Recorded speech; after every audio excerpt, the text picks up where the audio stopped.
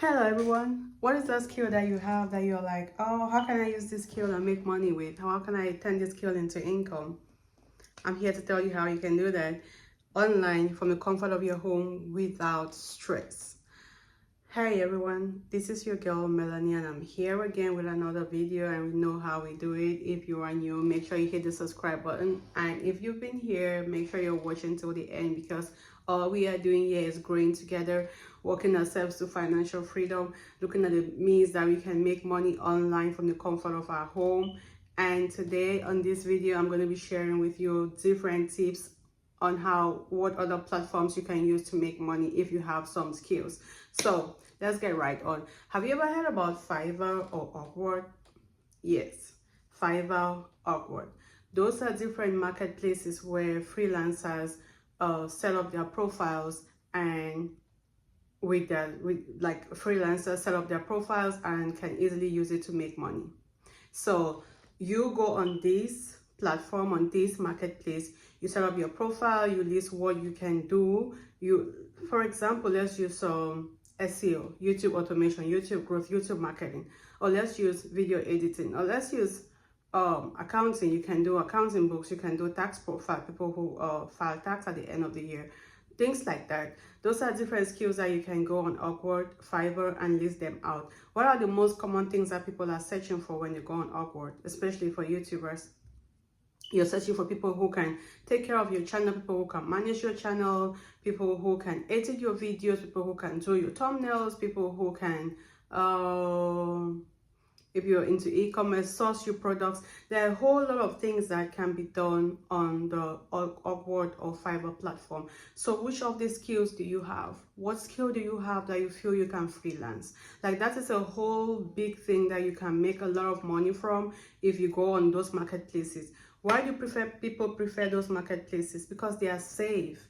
Like, I've been scammed a number of times on Facebook where somebody is like, oh, I can help you with this, and I'm like, okay, can you start a job and I'll pay you? And they do one or two things and then you pay them and you're blocked, right? So people now are moving to places where they feel like their income is secured, because once you meet a freelancer on Fiverr or on Upwork, you pay the money. Upwork is like a middleman. They're going to hold that money for you until the service is done, and when the service is done, that's when you can release the money. So you, as a client, you who is buying the services, you're feeling safe, you're feeling secured about your money, and the person too who is rendering the services is also feeling secured about the service they are giving out, because they know that when they are done, they are going to get their pay. So how can we make use of these platforms? How can we make use of these platforms, or how can you make use of these platforms if you have any skill that you feel like you want to freelance? If you have some time on your hands and you feel like, oh, I can jump on this, your video editing pro, your thumbnail making pro. Like I told you guys, my thumbnails, I don't make them myself. I have someone from Upwork who is doing that for me. So that's money that they are making, right? I pay is it $5 for every thumbnail? Yes.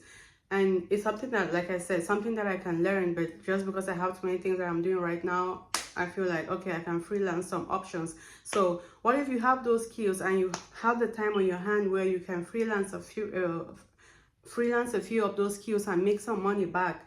That is from the comfort of your home. That is at your own time. It's not going to infringe in your 9 to 5 or your other side hustle. So you're taking jobs that you know you can do at any time. You know that, okay, you set your time, you set your timetable. The other day we spoke about prioritization, how we prioritize our day. So if you're taking those jobs, you know that, oh, I have my 9 to 5, I have my content I have to create, I have the kids I have to take care of, and so you're not taking too many jobs at a time, and you're sure that, okay, maybe by the end of the week you can make $500. And those people they really do get jobs, because people are out there searching constantly for those services. So before you start earning on Upwork, or Fiverr, you need to set up your profile.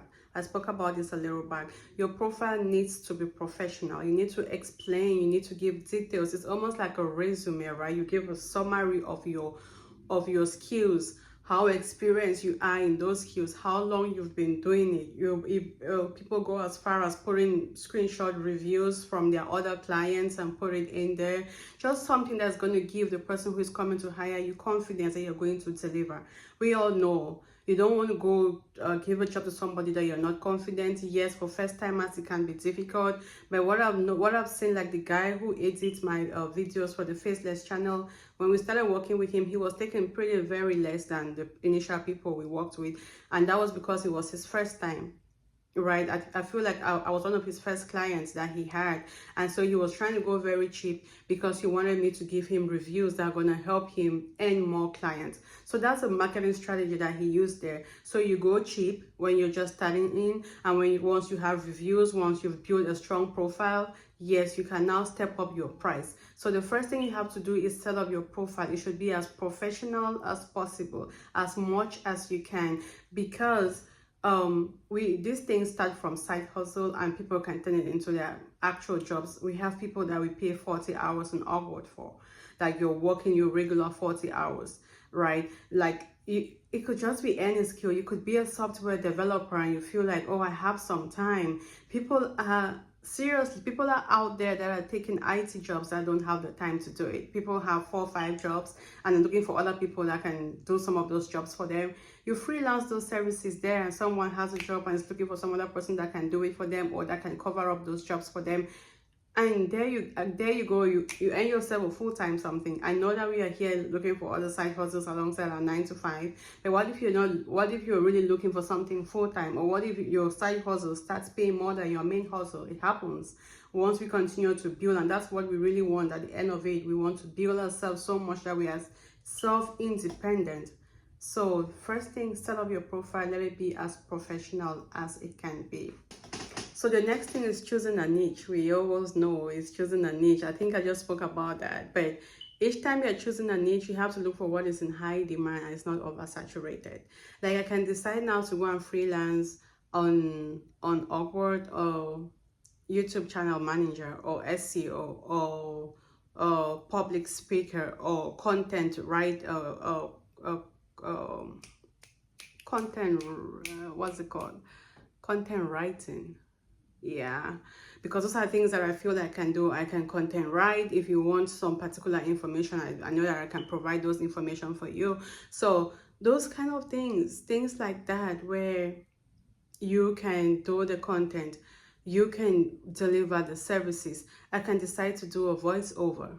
Yeah, yes, I can. So those are little services that we can do and earn money from it. So choose a niche that is not oversaturated. Choose a niche that is high in demand. Like a lot of YouTubers, we are all coming on this thing because we are looking for like a side hustle. We're looking for long term. Our mind is long term, not right now. We spoke about that in one of our YouTube series.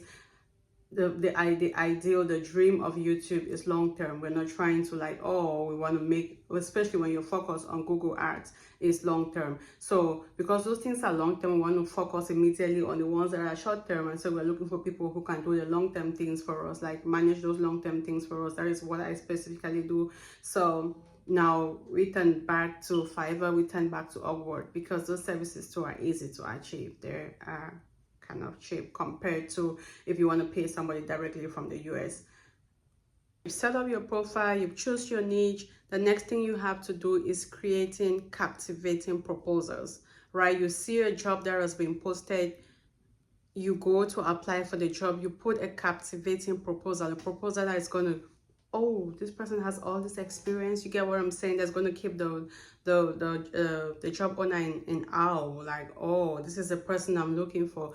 Create those captivate. Even if there are things that you haven't done before, you know that you can do them. Put it in there so that that is by that you're growing. As you're learning how to do it better, you are growing your services, you're growing your profile, you're growing your personality. So those things, so build a very strong, captivating proposal. So the next thing is pricing strategies. Like I mentioned a little bit back, if you're new on Upwork Fiverr, the best way I can advise you is to price as cheap as you can. as low as you can so that you can attract more customers.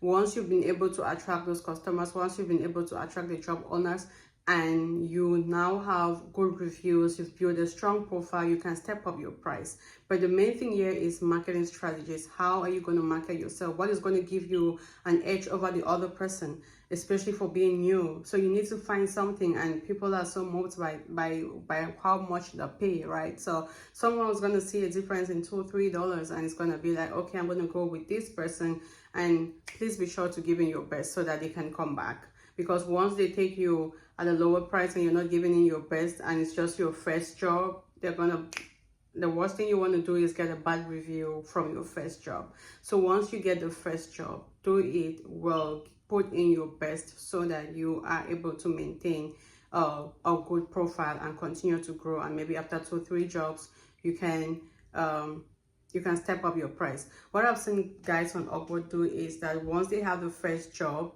they ask you to end the contract because they want you to leave a review so that their profile can continue to grow, so that the next person who's coming to hire them will be like, oh, this person has a review, so somebody's worked with them before. So you end that contract and start a new contract. That's just their way of building their profile. They know that reviews are very important. That's why they may ask you to close it. So those are little strategies here and there that if you're a beginner, you can use. We are all looking for ways that we can make money on the internet, how we can grow, how we can, what side hustles we can involve ourselves in. And yeah, so a few mistakes that people usually make on Upwork: don't over promise and under deliver. Take the little that you can, make sure that you're delivering quality over quantity. Take your client's feedback in a positive way and try to work on it. So don't over promise and under deliver. Quality over quantity. Those are things that people like, oh, I can do this, I can do this, I can do this. Take jobs from everywhere and you're not able to deliver. It's going to give you a very bad reputation. It's better you have few jobs you can deliver well and eventually raise your prices than have too many jobs and you cannot do any and you end up losing everything and even losing your profile, because Upwork is very, very strict. When they realize that you're constantly having bad reviews or clients are constantly complaining about you, they're going to take off your account. That is one thing about them. They don't joke with their clients, and their clients here, I mean the job owners. So if you are if you are coming in there to render services, make sure you're giving in your best. So Upwork and Fiverr can be fantastic ways to make money, but like any other thing, it takes time. It builds up with consistency and persistence. Everything doesn't happen overnight. We're just trying to find different ways to make money online, but nothing is going to happen today, tomorrow. So once you start that profile there, it takes you some time to build it, and that's why it's called a side hustle. While you're doing your main, you're trying to build that one and you keep growing. So if you found this video interesting, make sure you leave a comment, like, subscribe and share. And just before I go, I just want to remind you that if you're also looking for where to source for people who can do jobs for you, Upwork too, it's a place to do that. So until next time, thank you so much for watching, and I hope this video was very useful and informative to you. Thank you. Peace.